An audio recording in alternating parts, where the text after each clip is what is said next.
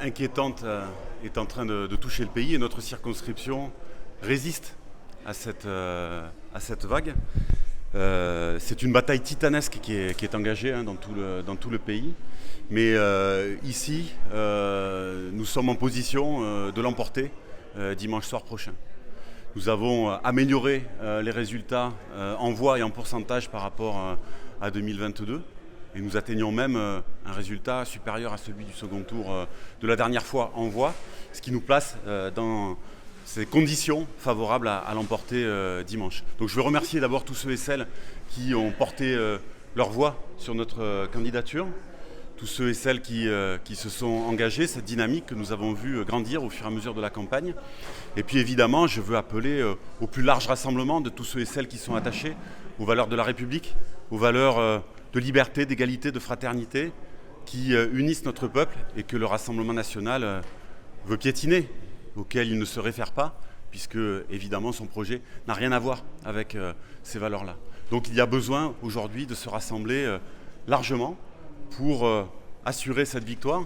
Il y aura, je crois, dans les temps qui viennent, des défis immenses qui sont devant nous. Une nouvelle ère est en train de s'ouvrir.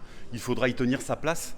Et pour ce qui me concerne, je suis prêt à y jouer tout mon rôle pour, en réalité, faire quelque chose de simple, défendre la dignité humaine et mettre à l'ordre du jour l'espoir d'un pays heureux. Ça veut dire qu'on va vous voir, monsieur Darrieuille, cette semaine dans les rues de la circonscription? Oui, il n'y aura pas de surprise.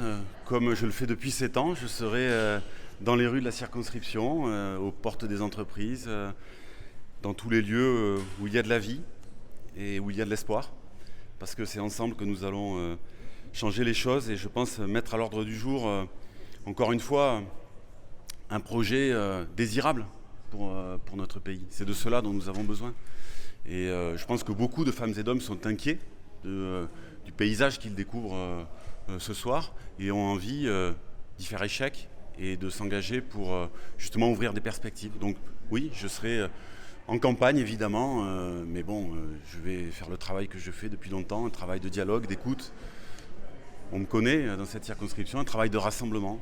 Et je crois que ce travail il s'est manifesté aujourd'hui, encore une fois, et que ça nous permet d'envisager de l'emporter dimanche. Mais pour cela, il faudra que tous ceux et celles qui ont envie de voir un député porter ces valeurs de la République, de liberté, d'égalité et de fraternité, se mobilisent toutes et tous. Donc voilà, je lance ce grand appel à une mobilisation encore plus large pour dimanche prochain.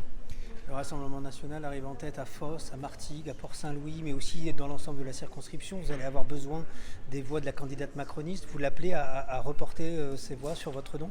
Bien sûr, je pense qu'elle prendra ses responsabilités et je crois que pour avoir échangé avec elle, elle est attachée aux valeurs que je viens de décrire.